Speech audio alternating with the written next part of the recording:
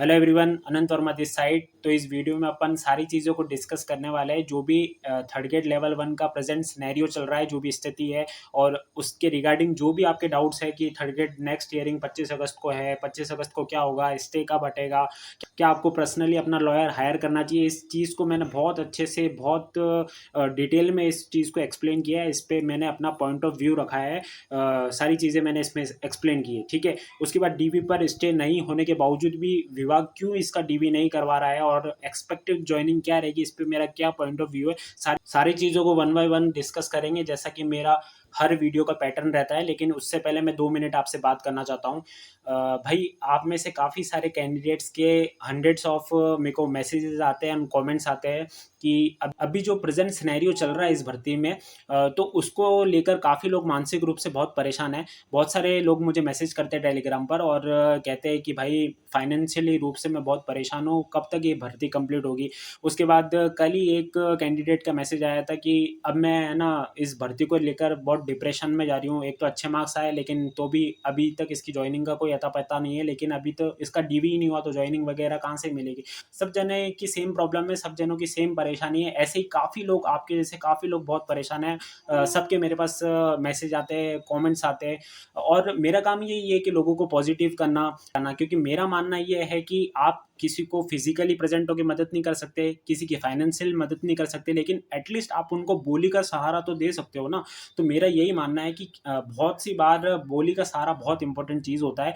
वही मैं करता हूँ और मैं आपको हमेशा पॉजिटिव रखने की कोशिश करता हूँ। ठीक है, अब मेरे को आप एक बात बताओ, क्या आपके परेशान होने से, क्या आपके टेंशन लेने से, आपके रोने से क्या ये चीज़ें फास्ट पेस पर चलेगी? हैं? क्या ये चीज़ें फास्ट पेस पर चलेगी? क्या कल ही आपको नियुक्ति दे दी जाएगी? ऐसा तो नहीं होगा ना, ये प्रैक्टिकल बात नहीं है, ऐसा बिल्कुल भी नहीं होने वाला है। आपके परेशान, चाहे आप परेशान हो, चाहे आप रो, चाहे आप डिप्रेस हो, इस चीज़ का कोई फ़र्क नहीं पड़ने वाला है। ये चीज़ आप भी जानते हो और मैं भी जानता हूँ। ठीक है, तो जो चीज़ें हैं ना वो अपने समय से होगी। दूसरी चीज़ भाई, आप जानते हो गवर्नमेंट जो जॉब होती है उसका दूसरा नाम होता है पेशेंस। पेशेंस, जिस व्यक्ति में जितना पेशेंस है यानी धैर्य है, सब्र है, उस व्यक्ति के लिए ही गवर्नमेंट जॉब बनी है ना। इसलिए यही तो रीज़न है गवर्नमेंट जॉब सबको नहीं मिलती, जबकि प्राइवेट जॉब सबके लिए होती है, लेकिन गवर्नमेंट जॉब सबके लिए नहीं होती। यही इसका रीज़न है। ठीक है, तो थोड़ा सा सब्र रखिए, थोड़ा सा पेशेंस रखिए और मोस्ट इंपॉर्टेंटली पॉजिटिव तो रहिए। मैं देख रहा हूँ यार, बहुत जने जो है वो नेगेटिव ही है इस चीज़ को लेकर और बहुत जने जो है डिप्रेस्ड हो रहे हैं। आपकी डिप्रेस्ड होने से कुछ भी नहीं होने वाला है, होगा वही जो होना होगा। ठीक है, और मैं तो ये कहूँगा कि आप इस चीज़ को लेकर अपने मन से मत हारो, क्योंकि जो भी व्यक्ति अपने मन से हार जाता है ना तो फिर वो कुछ भी नहीं कर सकता, चाहे बड़े से बड़ा पहलवान हो। अगर वो अपने मन से हार जाता है तो ज़िंदगी में वो कुछ भी नहीं कर सकता। ठीक है, इसलिए प्लीज़, और मेरा तो यही सजेशन रहेगा इस चीज़ में कि आप मन से मत हारो, थोड़ा सा धैर्य रखो, थोड़ा सा सब्र रखो, चीज़ें अपने आप स्टेबल हो जाएगी। थोड़ा सा रुको तो सही, आप अगर मन से हार जाओगे तो कुछ नहीं होने वाला दोस्त। इसलिए मन से मत हारो, चीज़ों को फेस करो और उनको हराओ, है ना कि उनसे हारो। ठीक है, चलिए अपन डिस्कस करते हैं आप सारी चीज़ों को एक एक करके। सबसे पहले, कल मैंने व्हाट्सएप चैनल पर आपको ये न्यूज़ दे दी थी कि जो अपने थर्ड ग्रेड लेवल 1 की जो हियरिंग हुई थी उसकी नेक्स्ट तारीख मिल गई है, जो कि है 25 अगस्त। अब इसका काफ़ी जने रीज़न पूछ रहे थे कि क्या रीज़न रहा, तो एक्चुअली मैं वो जो लाइव चलता है ना कोर्ट केस की हियरिंग वगैरह चलती है घंटों तक, तो मैं उसको नहीं सुनता हूँ। मेरे फ़ोन में कोई ऐप वगैरह मैंने कोई इंस्टॉल नहीं कर रखा है, मैं वो सारी चीज़ नहीं सुनता हूँ। मैं जो कोर्ट की ऑफिशियल वेबसाइट है उस पे से अपडेट ले लेता हूँ। तो उस पे कोई भी अपडेट नहीं आया। मैं एक सेकंड आपको भी दिखा देता हूँ। देखो स्क्रीन पर जो आप समरी देख रहे हो ना, ये ऑफिशियल साइट से मैंने लिया हुआ है और इधर 28 तारीख तक ही अपडेट थे। जो भी केस में जो भी सारी चीज़ें हुई है वो 28 तारीख तक ही अपडेट है, 28 जुलाई तक ही अपडेट है। जो कल हियरिंग हुई थी उसका इधर कुछ भी अपलोड नहीं किया है पीडीएफ। अगर जब भी इधर पीडीएफ अपलोड हो जाएगा तो मैं अपने व्हाट्सअप चैनल पर डाल दूंगा उसको, तब आप देख लेना। वरना अब जैसे ही कल वो वाली न्यूज़ मिलती है कि नेक्स्ट हियरिंग 25 को गई है, तो आपका सभी का मैसेज मेरे पास यह आया है कि 25 को क्या होगा, अब इस पे स्टे हटेगा या नहीं हटेगा या कब हटेगा। ठीक है, तो दोनों चीज़ों को मैं डिस्कस करने वाला हूँ। देखो, पहले जो अपन को न्यूज़ मिली थी उसमें ये था कि स्टे जो है वो 10 अगस्त तक रहेगा। ठीक है, लेकिन मैंने आपको पिछली वीडियो में बताया था कि ये स्टे 10 अगस्त तक नहीं रहेगा, क्योंकि इस पर बहस होगी और उसके बाद भी जो भी कंक्लूजन आएगा ना उसके बाद वो स्टे हटेगा, ना कि इसका कोई तारीख का खेल है। तो ये 25 को स्टे हट जाएगा, ये भी कोई पॉसिबिलिटी नहीं है और मेरे अकॉर्डिंग ये स्टे 25 को भी नहीं हटेगा। क्योंकि स्टे कब हटेगा, स्टे जब बोर्ड जो है वो अपने लॉयर्स भेजेगी कोर्ट में, और कोर्ट में जो है वो दोनों लॉयर्स के बीच में, दोनों पार्टीज के बीच में बहस होगी। फिर जो भी कंक्लूजन निकलेगा उसके बाद जो है ये डिसीजन बनेगा कि स्टे हटाना है या नहीं हटाना है। लेकिन स्टे तो हट जाएगा, ये तो कंफर्म बात है, स्टे हट जाएगा, लेकिन इसमें थोड़ा सा समय लगेगा। जब दोनों पार्टीज के बीच में बहस होगी, जो भी कंक्लूजन निकलेगा ना उसके बेस पर स्टे हटेगा, ना कि किसी डेट से कि 10 तारीख तक स्टे लगाया जाता है या 25 तारीख तक स्टे लगाया जाता है तो वो तारीख आने के बाद ऑटोमेटिकली स्टे हट जाएगा। नहीं, ऑटोमेटिकली नहीं हटेगा, दोनों पार्टीज के बीच में बहस होगी और उसके बाद में जो भी डिसीजन आएगा, जो भी कंक्लूजन आएगा उसके बेस पर स्टे हटेगा। ठीक है, तो ये चीज़ आप समझ गए होंगे। उसके बाद एक भाई ने कमेंट किया था कुछ दिन पहले कि क्या हमें पर्सनली लॉयर हायर करना चाहिए, क्योंकि आप जानते हो प्रोसेस काफ़ी डिले चल रहा है। तो ये बात दिमाग में आना स्वाभाविक सी है कि क्या हमें पर्सनली लॉयर हायर करना चाहिए इसके लिए कि ताकि प्रोसेस जो है फास्ट पेस पर चल सके। तो इस पे मेरा क्या पॉइंट ऑफ व्यू है, मैं केवल अपना पॉइंट ऑफ व्यू शेयर करूंगा, और उसके बाद आपको क्या करना चाहिए क्या नहीं करना चाहिए उसके लिए आप स्वतंत्र हो, लेकिन अपना दिमाग भी यूज़ करो इस चीज़ में। ठीक है, तो सबसे पहले मैंने इस चीज़ को 4 चीज़ों में तोड़ा है कि सबसे पहला पॉइंट है, क्या एजी जो कि आपका सरकार के वकील होते हैं, एजी या डबल एजी से बेहतर लॉयर आप हायर कर सकते हो? ऐसा लगता है आपको? क्या आपको ऐसा लगता है कि आप एजी और डबल एजी से बेहतर लॉयर हायर कर सकते हो? ठीक है, पर्सनली अगर आप मुझसे पूछोगे कि क्या मैं कर सकता हूं, तो मैं तो ये चीज़ सपने में भी नहीं सोच सकता। क्यों नहीं सोच सकता? पहले आप इस चीज़ को जानो कि एजी और डबल एजी होते कौन है। ठीक है, उसके बाद अपन चीज़ों को डिस्कस करते हैं। इधर आप देखो, एजी और डबल एजी ये कोई रेगुलर सरकारी वकील नहीं होते। ठीक है, स्टेट गवर्नमेंट इनके सालों के जो भी तजुर्बे होते हैं, जो भी इनका एक्सपीरियंस होता है हाई कोर्ट सुप्रीम कोर्ट में, उनकी जो रेपुटेशन होती है और जो टॉप लेवल उनकी कंपिटेंस होती है, उसके आधार पर इनको अपॉइंट करती है। ठीक है, तो इन आधार पर इनको अपॉइंट किया जाता है। उसके बाद डबल एजी और एजी बनने के लिए सीनियर एडवोकेट होना या सीनियर लेवल एक्सपर्ट होना जरूरी होता है। ठीक है, कंपलसरी होता है ये चीज़। तो ऐसा नहीं है कि ऐसे ही अपॉइंटमेंट हो जाता है एजी और डबल एजी का। ये बहुत एक्सपीरियंस्ड लोग होते हैं और इनके पास काफ़ी सारा एक्सपीरियंस होता है, बहुत नॉलेज होती है इनके पास, तब इनको अपॉइंट किया जाता है एजी और डबल एजी। ठीक है, तो क्या आप सोचते हो कि आप पर्सनली जो भी आप एडवोकेट हायर करोगे उनके पास इतना भयंकर नॉलेज होगा, इनके लेवल पर नॉलेज होगा? पर्सनली मेरा तो नहीं मानना है ऐसा। आप क्या सोचते हो वो मुझे नहीं पता, लेकिन मैंने जो भी होते हैं एजी और डबल एजी, जो इनका वर्क होता है और इनको कैसे अपॉइंट किया जाता है, ये चीज़ मैंने आपको बताई। आई होप आप चीज़ों को समझ रहे होंगे मैं क्या कहना चाहता हूँ। ठीक है, उसके बाद दूसरी चीज़ पर बात करते हैं कि क्या ये आपका केस है? किसी भी जो भी याचिका करता है, क्या उन्होंने आपके ऊपर कोई केस किया है कि भाई इस व्यक्ति ने मेरे इतने क्वेश्चन डिलीट कर दिए और इसको अब वकील हायर करके आपको जवाब देना पड़ेगा? क्या ऐसा सीन है? ऐसा कुछ है? ऐसा तो बिल्कुल भी नहीं है। आप पे केस नहीं किया है तो फिर आप अपने लॉयर को क्यों हायर कर रहे हो? ठीक है, केस किसके अगेंस्ट किया है? केस बोर्ड के अगेंस्ट किया है। जिम्मेदारी किसकी है? बोर्ड की जिम्मेदारी है। अकाउंटेबिलिटी कौन लेगा? बोर्ड लेगा। और अपना जवाब भी कौन पेश करेगा? एडवोकेट जनरल के थ्रू। तो वो बोर्ड ही पेश करेगा और वो बोर्ड करेगा भी। इसमें आपको परेशान होने की, टेंशन लेने की कोई आवश्यकता नहीं है। ठीक है, उसके बाद बात करते हैं, यू थिंक इससे बहुत जल्दी प्रोसेस हो जाएगा अगर आप अपना पर्सनली वकील हायर कर लेते हो। मान लेते हैं कि आपने किसी को हायर कर लिया, तो क्या ये प्रोसेस जल्दी हो जाएगा? नहीं, ये प्रोसेस कोई जल्दी होने वाला नहीं है। स्टे लगाया तो आप जिस भी वकील को हायर करोगे तो उनके बीच में भी, दोनों पार्टीज के बीच में बहस चलेगी। और मेरा ये मानना है कि यदि आप किसी वकील को हायर कर लेते हो तो ऐसा नहीं हो कि आप अपनी नाव खुद ही डुबो लो या आप अपने खुद के पैर पर कुल्हाड़ी मार लो।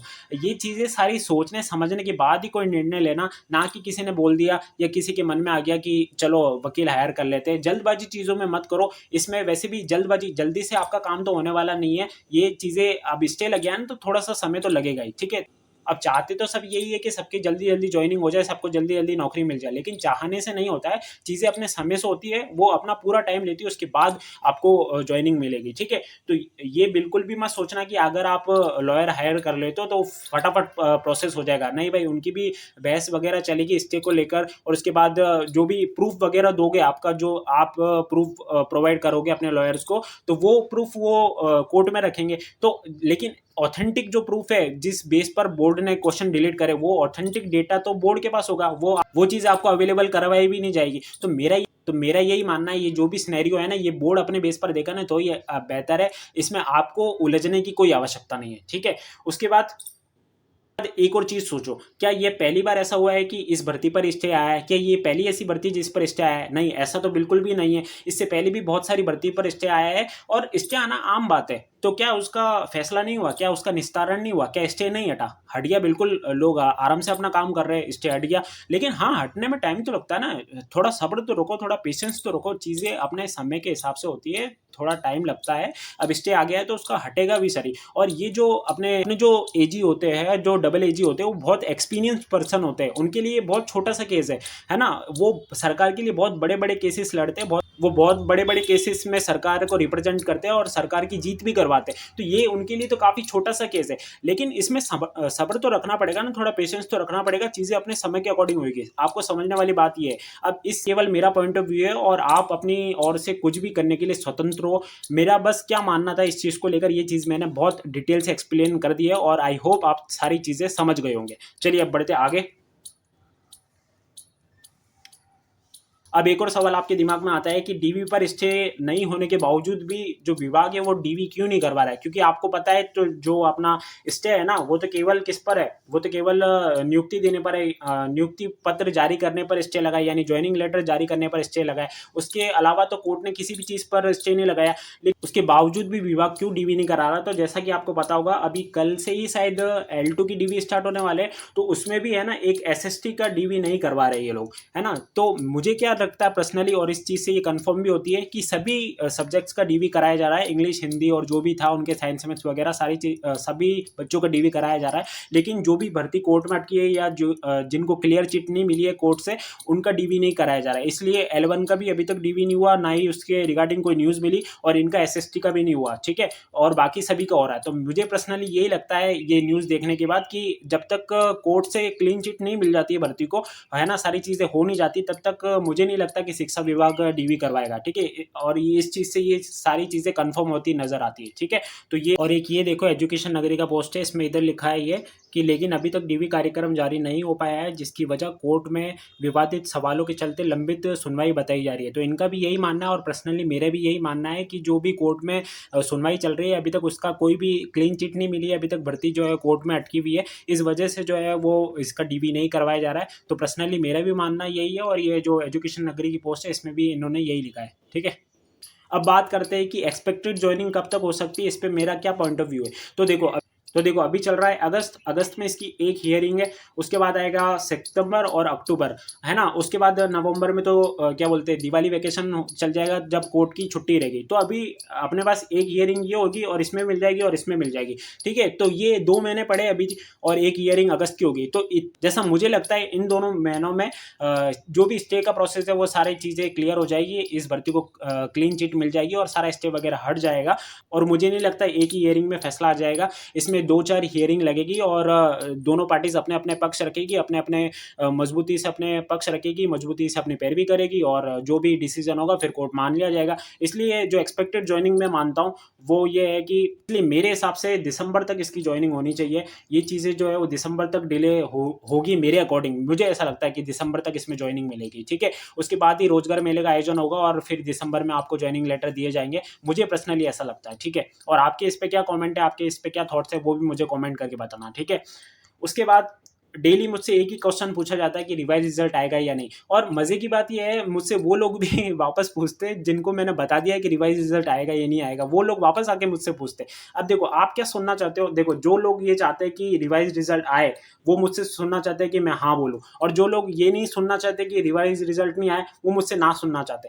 पर पर्सनली मैं क्या मानता हूँ भाई, पर्सनली मैं तो यही मानता हूँ कि रिवाइज रिजल्ट नहीं आएगा। मैंने ये सारी चीज़ें बहुत बार वीडियो में बता चुका हूँ, सबको कमेंट में भी रिप्लाई दे चुका हूँ, और अभी भी बता रहा हूँ मेरे अकॉर्डिंग नहीं आएगा। अब जो कहीं से सुनकर आते वो बोलते हैं कि ये तो बोल रहे कि आएगा, तो उनके बोलने से या मेरे बोलने से क्या फर्क पड़ता है आएगा या नहीं आएगा? ये तो डिसाइड कौन करेगा, ये तो माननीय न्यायालय डिसाइड करेगा ना कि आएगा या नहीं आएगा। हम कौन होते हैं डिसाइड करने वाले? सब अपने अपने एक्सपीरियंस की बेस पर अपना पॉइंट ऑफ व्यू रखते हैं, और इस चीज़ का कोई सेंस नहीं है मैं बोलूँ या कोई और बोले कि आएगा या नहीं आएगा, इस चीज़ का कोई सेंस नहीं है। रिवाइज रिजल्ट आने के लिए सबसे पहले कमेटी का गठन किया जाएगा, कमेटी पूरी रिसर्च करेगी, उसके बाद अपनी रिपोर्ट बनाएगी, बनाएगी और रिपोर्ट को फिर वो न्यायालय में पेश करेगी, है ना। तो उसके बाद न्यायालय डिसाइड करेगा कि रिवाइज रिजल्ट देना है या फिर सारी चीज़ें सही है, रिवाइज रिजल्ट नहीं देना। उसके बाद जो भी डिसीजन होगा वो हाई कोर्ट का होगा और वही डिसीजन सबको मानना पड़ेगा। अब इस पर मैं बोलूँ या और कोई बोले, इस चीज़ का कोई सेंस नहीं है। और आप प्लीज़ ये वाला सवाल मुझसे मत पूछना, अब मैं किसी को इस चीज़ पर रिप्लाई नहीं दूंगा, मैं बहुत बार बता चुका हूँ, ठीक है, ये सारी चीज़ें। उसके बाद अगर आपका इससे रिगार्डिंग कोई भी डाउट रह जाता है तो आप मेरे को टेलीग्राम पर पर्सनली मैसेज करके पूछ सकते हो, और मैंने इसका जो लिंक है वो कमेंट बॉक्स में पिन कर रखा है, आप उधर मेरे को डायरेक्ट डीएम कर सकते हो। और मैं तो यही कहूँगा यार, आप परेशान मत हो, चीज़ें डिले ज़रूर होगी, देरी ज़रूर होगी, लेकिन आपके पक्ष में होगी। थोड़ा सा सब्र रखो, थोड़ा सा धैर्य बनाने की ज़रूरत है इस समय में। और व्हाट्सअप चैनल का भी लिंक जो है मैंने कमेंट बॉक्स में पिन कर रखा है, तो उधर से आप उस चैनल को ज्वाइन कर लेना। जो भी अपडेट होते हैं मैं पहले व्हाट्सअप चैनल पर प्रोवाइड कराता हूँ, और उसके बाद वीडियो बनाना, मेरे को लगता है कि वीडियो बनानी चाहिए तो ही मैं वीडियो बनाता हूँ, वरना मैं वीडियो नहीं बनाता हूँ, ठीक है। तो व्हाट्सअप चैनल को आप ज्वाइन कर लेना, बाकी चैनल को सब्सक्राइब कर लेना मोर अपडेट्स के लिए। और मिलते हैं नेक्स्ट वीडियो में किसी नए टॉपिक के साथ, तब तक के लिए बाय एंड टेक केयर।